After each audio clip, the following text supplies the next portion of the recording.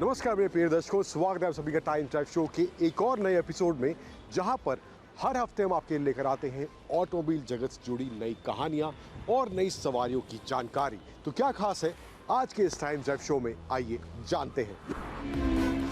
आज के time drive show में पहले आपको मिलवाएंगे 2024 Hyundai क्रेटा के फेसलिफ्ट अवतार से, और उसके बाद जानेंगे और परखेंगे रॉयल एनफील्ड की नई शॉटगन 650 को।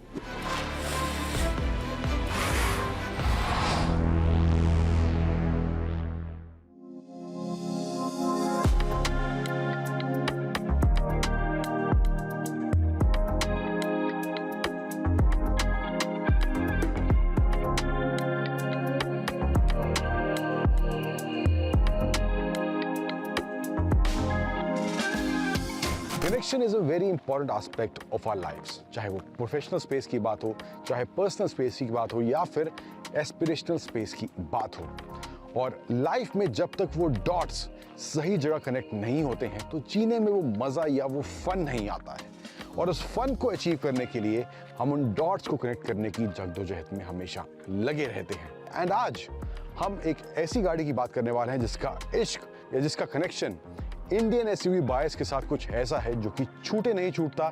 Hyundai इस गाड़ी के डिजाइन के साथ चाहे कुछ भी कर ले, कस्टमर्स क्रेटा को अभी भी उतना ही चाहते हैं जितना पहले चाहते थे। और इसका सबसे बड़ा सबूत है 2023 के इसके सेल्स फिगर्स। तकरीबन 1.5 लाख से ज्यादा यूनिट्स Hyundai ने इस क्रेटा के 2023 में बेचे हैं। लेकिन अब 2024 क्रेटा आ गई है, बहुत कुछ बदल गया है, बहुत कुछ इन टर्म्स ऑफ फीचर्स इसमें नया ऐड हो गया है।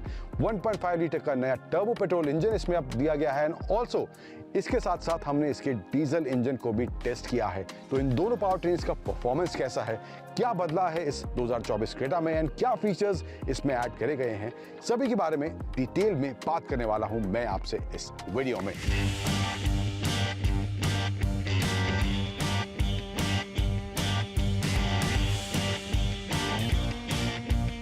अब आगे बढ़ने से पहले एक नज़र डालते हैं इस Hyundai क्रेटा के जो पावर ट्रेन ऑप्शंस दिए गए हैं, किस तरह का पावर, किस तरह का टॉर्क और क्या ट्रांसमिशन ऑप्शन कौन से इंजन के साथ देखने को मिल रहा है। Let's take a look at that.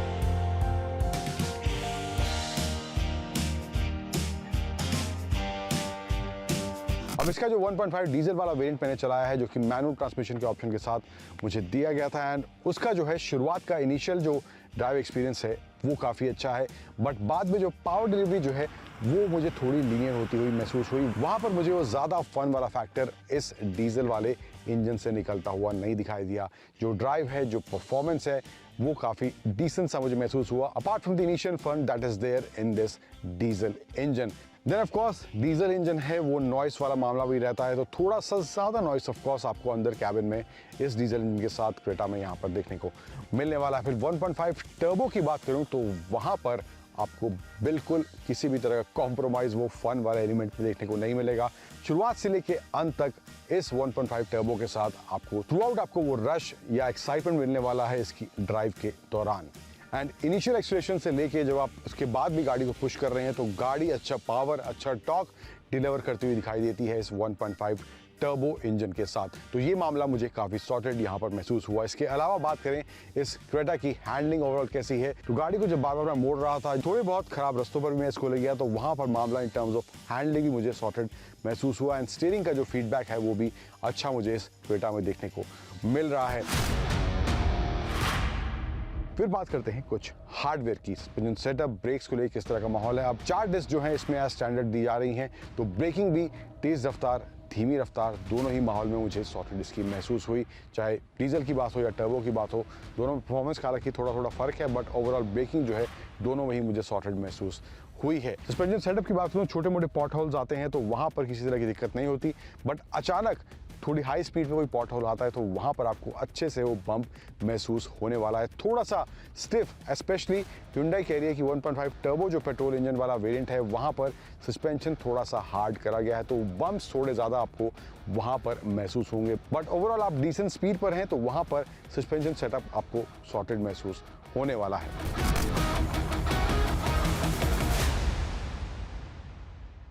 अब डिज़ाइन में तब्दीलियां क्या क्या हुई हैं, कितना बदला है, फ्रंट से शुरुआत करें तो यहाँ पे आपको नए DRLs कनेक्टेड लाइट आपको सेंटर में यहाँ देखने को मिल जाएगी, एलईडी लाइट दी गई है। एंड फ्रंट का जो डिज़ाइन है, ग्रिल का डिज़ाइन, वो भी कम्प्लीटली बदल गया है। सेंटर में बड़ा सा Hyundai का ये लोगो देखने को मिल जाता है।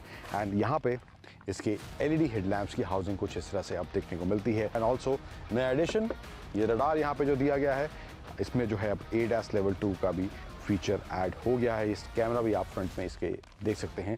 साइड प्रोफाइल की बात करें तो यहाँ पे कुछ इस तरह से डिज़ाइन आपको इसके अलॉय व्हील्स का आप देखने को मिलेगा।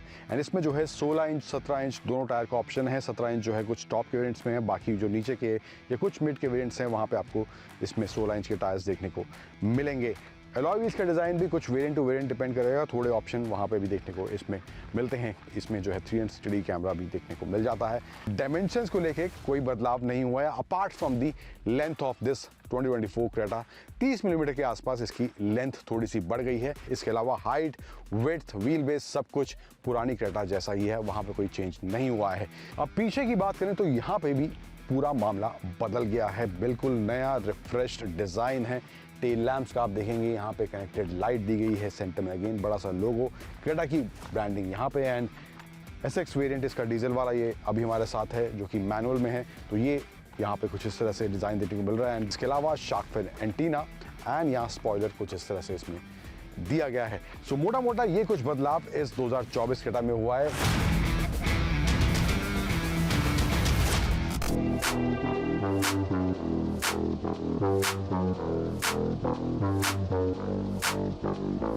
अब 2024 क्रेटा के अंदर बैठ गया हूं मैं, क्या तब्दीलियां अंदर हुई हैं, किस तरह का फील अब अंदर कैबिन में देखने को मिल रहा है। सबसे पहले यहाँ पे जो है ओवरऑल फील जो है वो बिल्कुल चेंज हो गया है। गाड़ी को स्टार्ट कर लेते हैं। डीजल वाला वेरिएंट जैसे कि मैंने बताया मेरे साथ है, 6 स्पीड का मैनुअल इसमें दिया गया है। एंड इसके अलावा जो फ्रंट का स्क्रीन आप देखेंगे, सिंगल पैनल अब इसमें दिया गया है जो कि 2 सेक्शन में डिवाइडेड है। 10.25 इंच का इसका इंफोटेनमेंट सिस्टम है। 10.25 इंच का ही इसका इंस्ट्रूमेंट क्लस्टर 2024 क्रेटा में देखने को मिल रहा है। फीचर्स की बात करूँ तो यहाँ पे आपको map, navigation, phone protection, climate settings, valet mode, white mode, ये सब फीचर है। जियो सावन का एक नया एडिशन हुआ है, 1 साल का आपको इसके जियो सावन प्रो का सब्सक्रिप्शन आपको फ्री मिलने वाला है। जब आप गाड़ी लेंगे उसके बाद आपको इसको रिचार्ज कराना पड़ेगा। एंड इसके अलावा जो और मेजर एडिशन हुआ है वो है इसमें ADAS के फीचर्स को लेके। तो यहाँ पे इसके फीचर्स कुछ देख रहे हैं, ये जो है डीजल मैनुअल वाला वेरिएंट है, इससे ऊपर सबसे ज़्यादा आपको ADAS वाले फीचर्स 1.5 टर्बो में देखने को मिलेंगे। यहाँ पे जो है इसमें जो ऑप्शन दिए गए हैं ADAS वाले, ड्राइविंग सेफ्टी को लेकर, driver attention warning, parking safety, ये सब आप यहाँ से एक्सेस कर सकते हैं। देन लाइट्स में जाएंगे तो इसमें आपको हाई बीम असिस्ट वगैरह के फीचर्स यहाँ दिए गए हैं। सो इनको आप क्लिक करने के बाद यहाँ से इनको टर्न ऑन टर्न ऑफ जो भी फीचर आपको करना है वो भी आप यहाँ पे कर सकते हैं। इसके अलावा driver attention warning, parking safety में जाएंगे, यहाँ पे आपको surround view monitor, parking distance warning, auto on, rear cross, traffic safety alert, ये सब आपको फीचर्स यहाँ से इसके एक्सेस करने के लिए मिल जाएंगे जिनको आप turn on turn off again कर सकते हैं। इंस्ट्रूमेंट क्लस्टर में आए तो डिज़ाइन में हालांकि ओवरऑल स्क्रीन जो है वो बिल्कुल बदल गया है, लेकिन क्लस्टर का जो डिज़ाइन है वहाँ पर भी आपको ऑप्शन दिए गए हैं। थीम चेंज करने का ऑप्शन है, अलग अलग मोड में आप इसको रख सकते हैं। स्पोर्ट मोड का थोड़ा फील है, रेड वाला, ग्रे वाला, एक क्लासिक वाला फील है, तो वो थीम भी आप यहाँ से चेंज कर सकते हैं। इसके अलावा जो बेसिक इन्फो है यहाँ पे स्पीडोमीटर, राइट साइड में tachometer, refuelling information and average mileage, ये सब इन्फो देखने को मिलेगी। एंड इसमें आपको TPMS का ऑप्शन भी यहीं पे देखने को मिल जाएगा। तो ये कुछ in terms of instrument cluster दिया गया है। एंड ऑल्सो यहाँ पे फ्यूल गेज वगैरह बेसिक चीज़ें and real time mileage, odometer, ये सब भी आपको आइकन देखने को मिलेंगे। एंड ADAS वाले जो फीचर्स हैं वो आप राइट साइड से एक्सेस थोड़े बहुत कर सकते हैं, लेन असिस्ट वाले, एंड इसको आप यहाँ से ऑन ऑफ भी कर सकते हैं। तो ये ऑप्शन यहाँ पे दिया गया है। एंड नीचे आए यहाँ पे सेंटर कंसोल में आपको AC कंट्रोल्स देखने को मिल जाएंगे। नया एडिशन जो यहाँ पे हुआ है वो है ड्यूअल जोन क्लाइमेट कंट्रोल, अब इसमें दिया गया है। फ्रंट पैसेंजर्स के लिए दोनों साइड आप टेम्परेचर अलग अलग सेट कर सकते हैं। इसके अलावा रियर डिफॉगर वगैरह ये सब ऑप्शन आपको फिजिकल बटन्स के थ्रू आपको ऑपरेट करने के। एंड फैन स्पीड वगैरह भी यहाँ पे अलग से बटन दिया गया है। नीचे आए तो यहाँ पे वायरलेस चार्जिंग का ऑप्शन है, USB-C charging point, 12 volt socket, USB-A charging point, ventilated seats का ऑप्शन फ्रंट पैसेंजर्स के लिए है। एंड ऑल्सो ये पार्किंग वाला जो बटन देख रहे हैं, this is for the 360 degree view of 2024 Hyundai Creta. इसके अलावा जो है यहाँ पे वापस जाएंगे तो इसमें ड्राइव और ट्रैक्शन के मोड नहीं दिए गए हैं, जबकि 1.5 टर्बो वाले में ड्राइव और ट्रैक्शन के मोड भी दिए गए हैं। Electronic parking brake, auto hold, कुछ छोटी सी सामान रखने की जगह, 2 cup holders, centre armrest soft touch के साथ है, सामान रखने की ठीक ठाक जगह है, पर ये स्लाइडेबल नहीं है। तो मामला कुछ यहाँ पे इस तरह से है। स्टीयरिंग पे जैसे कि मैंने बताया आपको, राइट साइड में इसके इंस्ट्रूमेंट क्लस्टर कंट्रोल करने के बटन्स हैं और लेफ्ट साइड में इसके इंफोटेनमेंट सिस्टम को कंट्रोल करने के बटन्स दिए गए हैं। Flat D cut steering wheel कुछ इस तरह देखने को इसमें मिल रहा है। ग्रे टोन प्लस यहाँ पे सिल्वर एलिमेंट इसके स्टीयरिंग व्हील में यहाँ पे दिया गया है। ये जो सीट का कॉम्बिनेशन है, कलर कॉम्बिनेशन ओवरऑल जो है मुझे काफ़ी अच्छा लग रहा है। 1.5 जो टर्बो मैंने चलाया था, आई थिंक ये टॉप के कुछ वेरिएंट्स में होने वाला है। 1.5 टर्बो में भी था और इस डीजल वाले में भी यहाँ मैनुअल के साथ में देखने को मिल रहा है। ये dark grey, light grey with brown stitching, it's really looking cool. Dashboard की बात करें तो वही combination grey plus black combination यहाँ पे दिया गया है। पियानो ब्लैक एलिमेंट भी यहाँ पे थोड़ा बहुत इसके फ्रंट डैश में देखने को मिल रहा है। कुछ सामान रखने की जगह यहाँ पर भी इसमें दी गई है। ओवरऑल फील जो है मामला यहाँ पे काफ़ी सॉलिड लग रहा है एंड दो पॉकेट्स में ऑफ कोर्स अच्छी खासी जगह है। 1 लीटर बॉटल आप इजीली रख सकते हैं।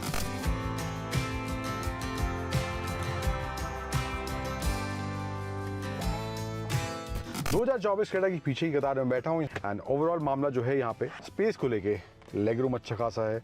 थाई सपोर्ट भी मुझे अच्छा खासा यहाँ देखने को मिल रहा है एंड यहाँ पे जो रिक्लाइन एंगल है इसका वो भी बैक के हिसाब से मुझे अभी मामला सॉलिड लग रहा है एंड मुझे लगता है लंबी ड्राइव्स पर भी जाएंगे तो पीछे मामला कंफर्टेबल ही रहने वाला है। इसके अलावा हेडरूम भी मेरी हाइट के हिसाब से यहाँ पे सॉलिड फील हो रहा है। एडिशन ये पिलोज भी यहाँ पे हो गए हैं। इसके अलावा जो है armrest broad enough, 2 cup holders यहाँ पे दिए गए हैं पिछले पैसेंजर्स के लिए एंड एडजस्टेबल हेडरेस्ट दोनों पीछे और दोनों आगे आपको इसमें मिल जाते हैं एंड ऑफ कोर्स पीछे बैठे हैं तो यहाँ पे पैनोरामिक सनरूफ आप इसकी मिस नहीं कर सकते। बोस का साउंड सिस्टम यहाँ पे इसमें दिया गया है एंड ओवरऑल जो कलर कॉम्बिनेशन वगैरह है वो सब भी कुछ डार्क ग्रे और लाइट ग्रे के हिसाब से यहाँ पे देखने को मिल रहा है एंड कुछ ब्लैक एलिमेंट भी यहाँ पे सेंटर में दिया गया है। फिर इधर की तरफ आएँ तो यहाँ पे आपको 2 USB-C charging point, rear AC vents and side में थोड़ा सा आपको सिल्वर फिनिश दिया गया है। कुछ सामान रखने की जगह यहाँ पे है।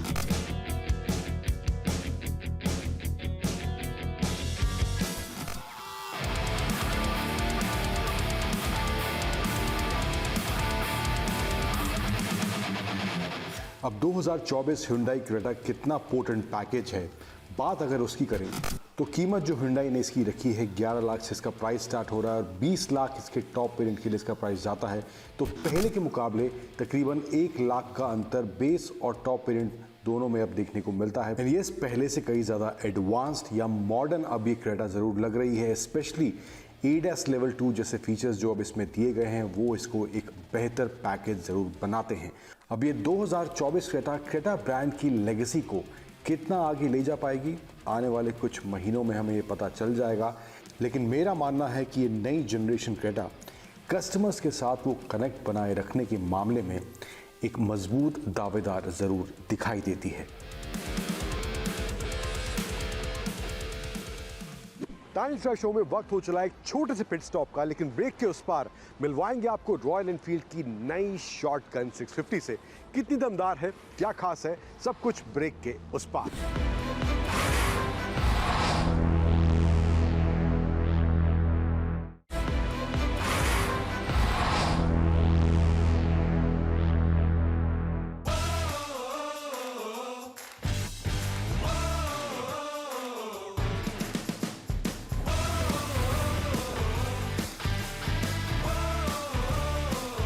The Royal Enfield Shotgun 650, the bike that has the DNA of Super Meteor 650, पर रॉयल एनफील्ड का कहना है इस शॉटगन को उन्होंने पहले से फन और अग्रेसिव ज़्यादा बनाने की कोशिश करी है कंपेयर टू सुपर मीटियोर 650। तो क्या इस शॉटगन 650 में रॉयल एनफील्ड ऑफर कर रही है, क्या फीचर्स हैं, किस तरह का डिज़ाइन है, किस तरह की पावर डिलीवरी है, which is same as the Super Meteor 650, but overall bike का स्टांस, बाइक की राइड, बाइक की हैंडलिंग, परफॉर्मेंस किस तरह की है, सभी के बारे में बात करने वाला हूँ मैं इस वीडियो में और इसको हम टेस्ट करेंगे रियल इंडियन कंडीशंस में। अब रॉयल एनफील्ड है तो शुरुआत इसके एग्जॉस्ट नोट से ही कर लेते हैं। स्टार्ट करते हैं बाइक को।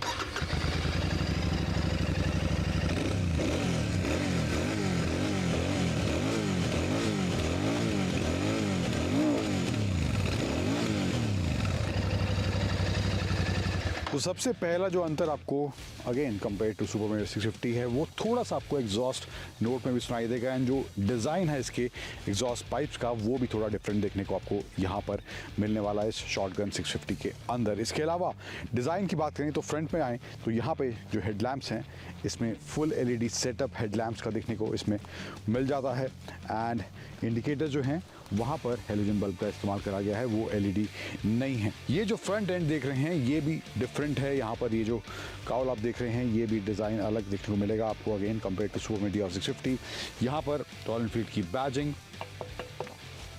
मेटल मड गार्ड एंड जो फ्रंट USD फोक्स हैं वहाँ पर भी रॉयल एनफील्ड ने चेंज करा है। जो इसके फोक्स हैं वो थोड़े छोटे रखे हैं और ट्रैवल भी इसका अराउंड 33 मिलीमीटर के आसपास कम है again compare to Super Meteor 650। तो ये तब्दीली यहाँ पर आपको इसके फ्रंट एंड में देखने को मिल जाएगी। फिर साइड में आए तो यहाँ पर जो है टैंक का साइज़ भी आपको छोटा देखने को मिलने वाला है। ओवरऑल शेप जो है वो बिल्कुल डिफरेंट है एंड ओवरऑल ग्राफिक्स के हिसाब से जिस तरह का पैटर्न यहाँ देखने को मिल रहा है, रॉयल एनफील्ड की बैजिंग, यहाँ पर कुछ इस तरह से नंबरिंग दी गई है। ये सब ग्राफिक्स जो दिख रहे हैं बाइक देखने में कूल ज़रूर लग रही है। ओवरऑल जो प्रोफाइल है थोड़ा बहुत वो क्रूज़र बाइक प्लस वो कैफे रेसर वाला मिक्स भी थोड़ा मुझे यहाँ पर इस बाइक में निकलता हुआ दिखाई दे रहा है। देन यहाँ पर इंजन कवर है इसका, ये यहाँ पे आप देखेंगे रॉयल एनफील्ड की बैजिंग है। देन ये पियानो ब्लैक में दिया गया है, पियानो ब्लैक एलिमेंट यहाँ पर इसके इंजन के टॉप में भी यूज़ करा गया है।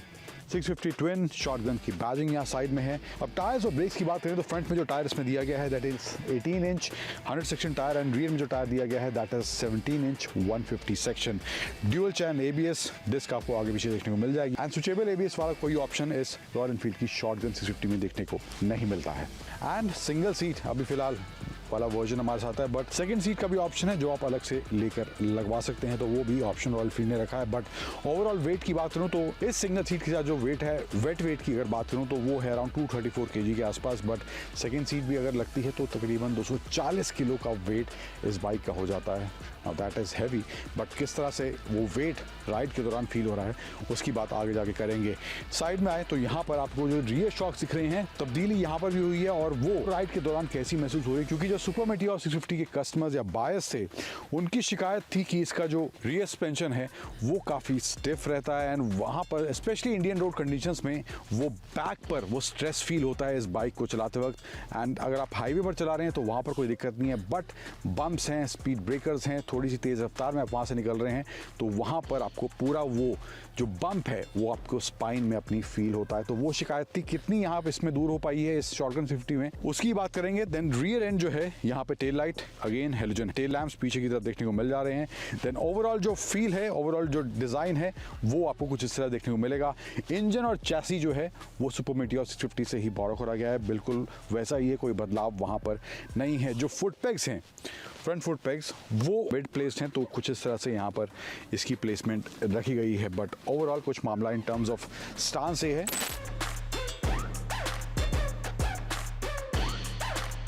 तो यहाँ पर इंस्ट्रूमेंट क्लस्टर की बात करें तो वो भी सुपर मेटियोर 650 जैसा ही है।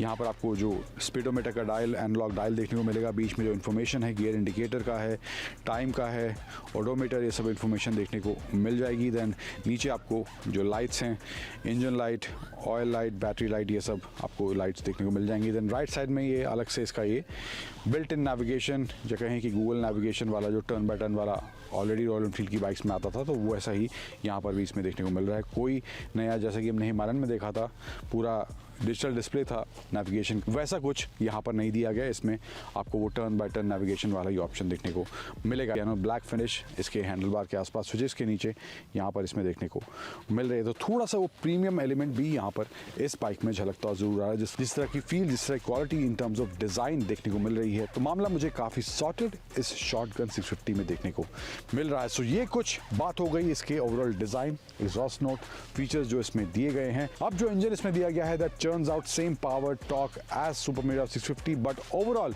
इसका जो स्टांस चेंज हुआ है, स्पेशली जो हैंडल बार है वो भी थोड़ा उसका डिज़ाइन बदला गया है। तो किस तरह से इसका स्टांस है, राइड क्वालिटी किस तरह से है, हैंडलिंग थोड़ी डिफरेंट फील हो रही है नहीं हो रही, और ओवरऑल परफॉर्मेंस किस तरह का इस शॉटगन 650 में देखने को मिल रहा है। आगे बढ़ते हैं और बात करते हैं उसकी।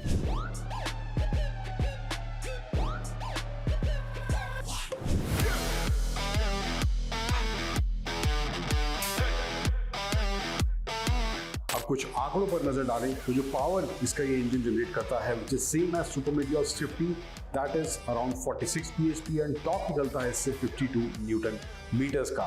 और फ्यूल इकोनॉमी जो रॉयल एनफील्ड क्लेम कर रहा है इस शॉटगन की वो है 22 किलोमीटर पर लीटर की है। एंड बाइक का जो कर्व वेट है that is 240 kg। Now while keeping the weight in mind, आपको बाइक थोड़ी हैवी नंबर के साथ सुनने में लगी, लेकिन जब बाइक को मैंने चलाना शुरू किया वो वेट इतना बाइक को चलाते दौरान महसूस नहीं होता। और शुरुआत से ही बाइक तेज तर्रार, वो पावर डिलीवरी, जो टॉर्क जो शुरुआत में निकलता है, वो बाइक को aggressive and fun to ride वाला एलिमेंट भी इस शॉटगन में शुरुआत से अंत तक इसकी राइड के दौरान देखने को मिलता है। अब जो मैं वेट की बात कर रहा था तो नंबर के हिसाब से ऑफकोर्स वेट थोड़ा आपको सुनने में ज्यादा लगे, लेकिन राइड के दौरान बाइक को हैंडल करने में भी कोई दिक्कत मुझे महसूस नहीं हुई। बाइक इजीली हैंडल हो रही थी, हालांकि तेज रफ्तार में आपको थोड़ा सा वो वेट इसका महसूस होगा, but overall turn space city में वो वेट वाला फैक्टर आपके दिमाग में इसको चलाते वक्त ज्यादा नहीं रहने वाला है। ड्यूल चैनल एबीएस में आता है तेज रफ्तार, धीमी रफ्तार दोनों ही माहौल में, और इस वेट और इस पावर की बाइक को स्टॉप करने के लिए अच्छी ब्रेक की बाइक भी चाहिए, तो वो मुझे इस रॉयल एनफील्ड की शॉटगन में देखने को जरूर मिली है। फिर बात करें सस्पेंशन सेटअप की, तो यहाँ पर काफी तब्दीली हुई है। फ्रंट फोक्स थोड़ा छोटा करा गया है, रियर सस्पेंशन भी थोड़ा बेटर रॉयल एनफील्ड कह रही है कंपेयर टू सुपर मीटियोर किया है। जो कस्टमर की शिकायत थी उसके रियर सस्पेंशन को लेकिन मुझे लगता है वो जो इशू था, अचानक कोई पॉट होल आता है, स्पीड ब्रेकर आता है, तो वहां पर सुपर मीटियोर में वो झटका अच्छे से महसूस होता था, लेकिन यहाँ पर भी मुझे लगता है वो इशू काफी हद तक अभी भी इसमें देखने को मिल रहा है। वो सडन पॉटहोल जब आते हैं तो लोअर बैक पर वो स्ट्रेस पड़ता हुआ इस शॉटगन में भी दिखाई जरूर देता है। अब बेशक जो इंजन इस पे यूज करा गया है वो सुपर मीटियोर 650 वाला ही है, लेकिन बाइक जो है दोनों एकदम डिफरेंट तरीके से रॉयल एनफील्ड ने पोजीशन करी है। यहाँ पर आपको सुपर मीटियोर में जो है थोड़ा सा ज्यादा रिलैक्स पोस्टरिंग देखने को मिलता है, फुटपेक्स थोड़े से फ्रंट से थे, लेकिन शॉटगन में वो मामला थोड़ा अग्रेसिव हो जाता है एंड वो अग्रेसिवनेस आपको बाइक को चलाते ही महसूस हो जाएगा। ओवरऑल एज ए पैकेज की बात करें इस रॉयल एनफील्ड की शॉटगन 650 के बारे में, अब जो कीमत रॉयल एनफील्ड ने इसकी रखी है 3,59,000 के आसपास कीमत है, एंड जो सुपर मीटियोर का प्राइस है दैट इज अराउंड 3,64,000। 4,000 के आसपास का डिफरेंस इन दोनों बाइक्स में देखने को मिलता है। तो अंतर बहुत ज्यादा नहीं है, लेकिन जो दोनों बाइक्स का कैरेक्टर है वो बिल्कुल अलग आपको देखने को मिलेगा। तो मुझे लगता है अगर आप अच्छी क्वालिटी एक्सपेक्ट करते हैं in terms of fit and finish, अच्छा परफॉर्मेंस एक्सपेक्ट करते हैं और जो ओवरऑल डिजाइन है वहां कोई कॉम्प्रोमाइज नहीं चाहते हैं, एंड ऑल्सो आपका बजट भी बहुत ज्यादा नहीं है, तो मुझे लगता है उन मायनों में अगर आप इस सेगमेंट में इस प्राइस पॉइंट के हिसाब से या इस बजट के हिसाब से कोई बाइक देख रहे हैं तो ये रॉयल एनफील्ड की शॉटगन 650 एक अच्छा पैकेज आपके लिए जरूर बन सकती है। आज के इस एपिसोड को पार्क करने का समय आ गया है, लेकिन सफर अगले हफ्ते फिर जारी रहेगा। कुछ और नई कहानियां अगले हफ्ते फिर हम आपके लिए लेकर आएंगे, लेकिन तब तक के लिए always wear your seat belt while driving, always wear your helmet while riding, drive safe, ride safe. Thank you for joining and stay tuned to ET Now Swadesh.